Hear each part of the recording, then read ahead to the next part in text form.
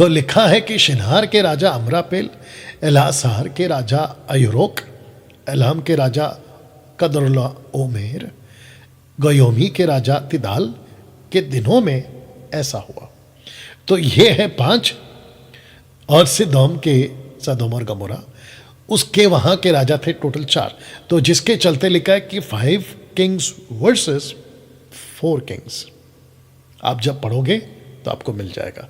दोस्तों, चित्र का सहारा मैंने इसलिए लिया है। तो लिखा है कि वचन 3 में इन 5 ने सिद्धीम नाम तराई में जो खारे ताले के पास है एका किया। तो इन 5 राजाओं ने सिद्धीम नाम तराई में, सिद्धीम ये देख लीजिएगा, वैली ऑफ सिद्धीम।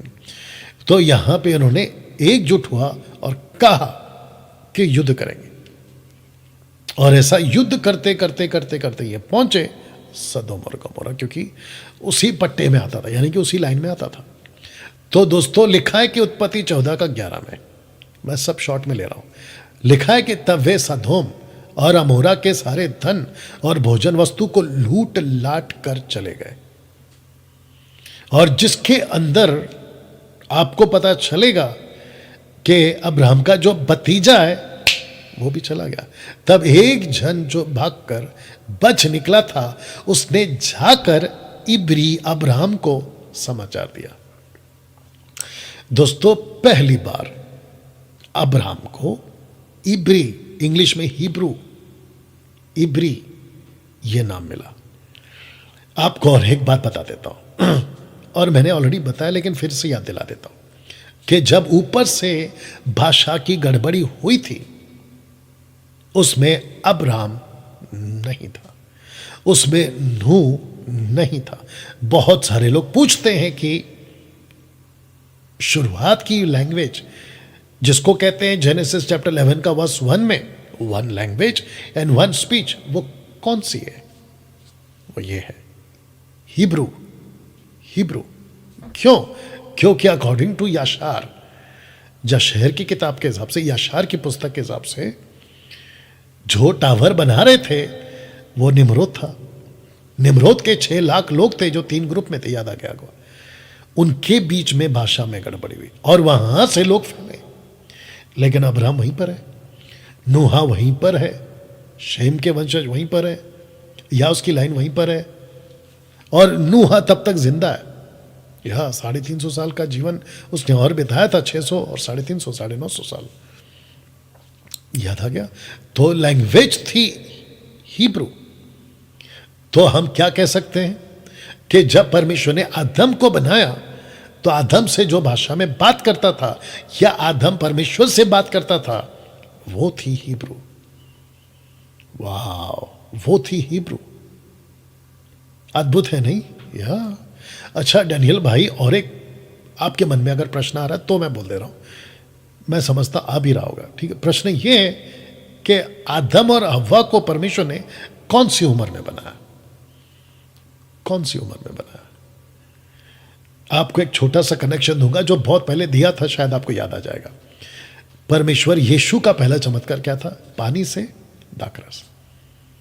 और वो कौन सा दाखरस था? वो दाखरस था जिसको प्रधान ने जब चखा तो उसने कहा कि बाप रे, ये ऐसा दाखरस है जिसको बनने के लिए बरसों लगते हैं, और यीशु ने उसको ऐसे बनाया।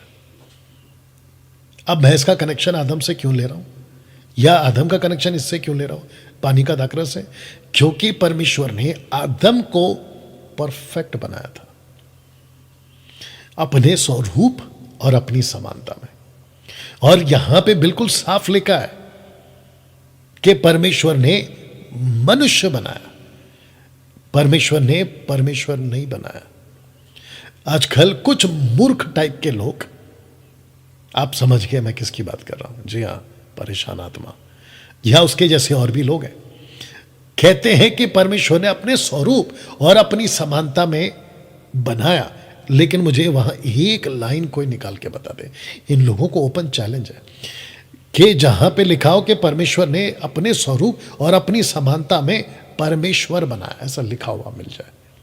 बल्कि वहां पे बिल्कुल साफ लिखा है कि परमेश्वर ने अपने स्वरूप अपनी समानता में नर और नारी को मनुष्य के रूप में बनाया, मनुष्य, मैनकाइंड। तो आते हैं टॉपिक पे, क्योंकि इसका विषय बहुत बड़ा है, फिर कभी बनाऊंगा इसके ऊपर वीडियो। और वो सभी जो कहते हैं ना कि परमेश्वर ने इंसान को परमेश्वर बनाया, यानी कि आदम को परमेश्वर बनाया, वो जब वीडियो बनेगा तो उनके मुंह पे तमाचा बनेगा वो, या ये बात तो पक्की है। एनीवे, आदम को परफेक्ट बनाया। आदम को स्कूल जाने की जरूरत नहीं थी। अद्भुत है नहीं? उसको किसी प्रकार की किताब नहीं पढ़ना था भाषा सीखने के लिए। उसको क्रिएट ही ऐसा किया था कि वो सब समझ गया था। जैसे पानी का दाखरस परफेक्ट बन गया था, जिसको बनने के लिए बरसों लगते हैं, सीखने के लिए बरसों लगते हैं, ऐसे दे दिया। जैसे पतरस को जब अन्य भाषा यानी कि ग्लोसा ला लिया, ग्लोसा जब उसके ऊपर आया तो वहाँ के लोग ताज्जुब हो गए, बोला ये तो गलीली है, लेकिन इनके मुंह से हमारी मातृभाषा वो भी इतना फ्लुएंट कैसे आ रहा है, सटीक कैसे आ रहा है? ये परमेश्वर का काम है। ओके, तो दोस्तों वो लैंग्वेज थी हिब्रू, इब्री। तो पहली बार 14:13 में पहली बार मूसा कहता है अब्राहम के बारे में, कहता है कि वो इब्री था।